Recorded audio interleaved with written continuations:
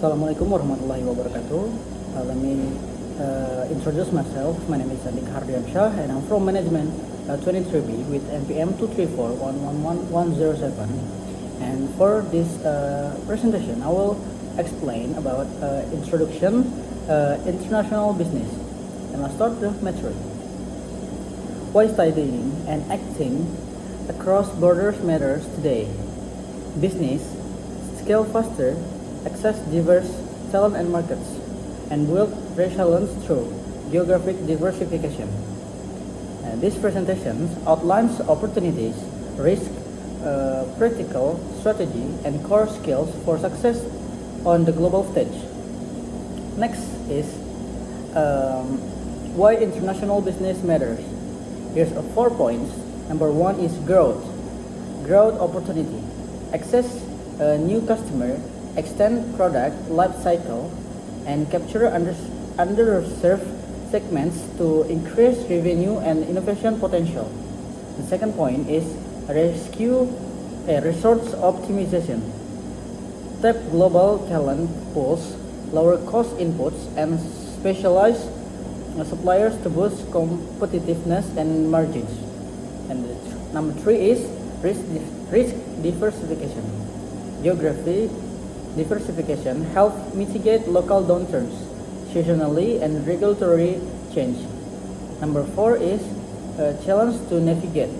Regulatory complexity, currency volatility, cultural gaps, and logistic friction require deliberate planning.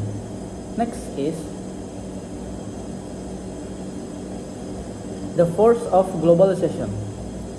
For diverse reshaping markets. Number 1 is technology and connectivity, lower transactions costs, instant markets. Number 2 is trade liberalizations, multilateral and bilateral agreements expanding access. Number 3 is capital flows, cross-border investment and global value chains. Number 4 is customer convergence, raising demand for differentiation and global brands. This force create independence, opportunity growth, but so do the system risk. Next is entering new market strategy. Partnerships, joint ventures. Local partners provide market knowledge, networks, and regulatory navigations. Ideal when cultural or legal barriers are high. Direct investment, subsidiary, full control of operations and brand experience, higher capital, and slower ramp up but greater long-term payoff. Exporting and digital channels, low cost entry through e-commerce or local distributors, test demand before heavy investment. Next is franchising and licensing. Rapid scale with local ownership, protect IP and ensure consistent quality through clear standards. Choose a strategy based on risk tolerance, resource commitment, speed to market, and need to local control. Next is cultural intelligence, core principles for adapting.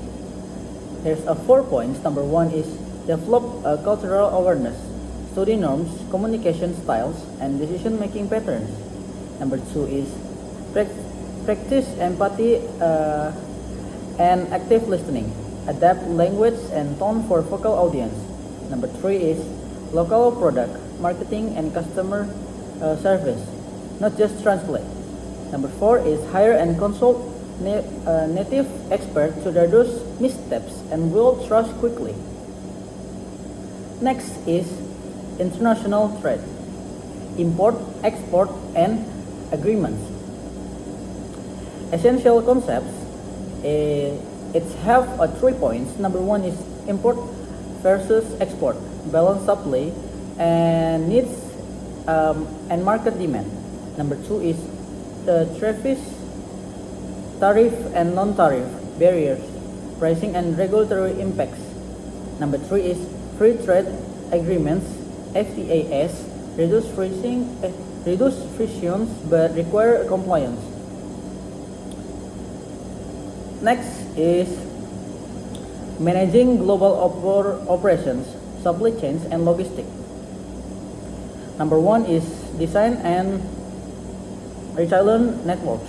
Diversify suppliers, near source critical components, and maintain states strategic safety stock. Number 2 is optimize visibility. Invest in real-time tracking, digital twins, and cross-border compliance systems to reduce delays and surprise. Number 3 is cost versus speed trade-offs. Balance air versus sea freight, consolidate shipments and last mile partners based on product value and service promise. The last one is sustainability and compliance. Embed environmental standards, ethical sourcing, and customs compliance into supplier contacts to protect reputation and access markets. Maybe that's it. I want a presentation about my material for this time. I will say sorry if I say wrong. Assalamualaikum warahmatullahi wabarakatuh.